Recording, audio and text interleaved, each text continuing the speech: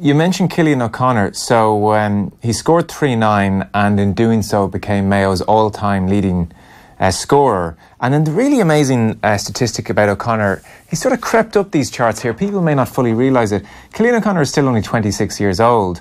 And yet he is, I make it, 24 points off being the all-time leading championship scorer in history ever. That's currently held by Colm Cooper. Then we have Cillian O'Connor second. He's overtaken Mikey Sheehy. John Doyle is in fourth. Cillian O'Connor is only 26.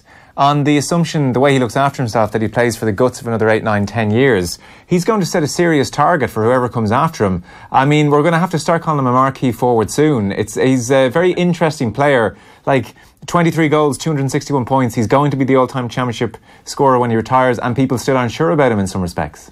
I know, it's kind of crazy. I think that people maybe...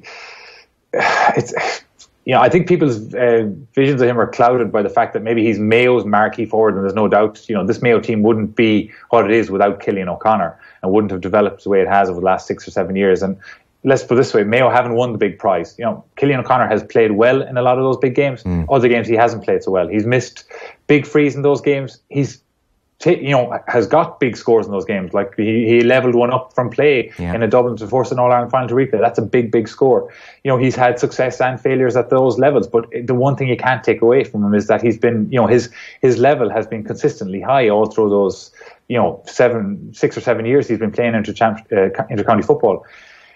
And he really is an exceptional talent. And I think the one good thing for Mayo is that he has struggled with injuries over the years, and that has affected him. He's always played through that pain barrier, but he looked so sharp. His movement in terms of just getting across the field the last day looked much better than it has maybe in 2 or 3 years. He looks physically in really good condition, and that's a really good sign for Mayo for the rest of this year. But it's also a good sign for him for the rest of his career, because the big worry in Mayo with him was that he'd suffered so many injuries, that he was playing with injuries so often that you're wondering, even though he's only 26, would he have a long career? But hopefully that will be the case, and he'll go on to put a good gap between him and whoever is in second place when he finishes his career.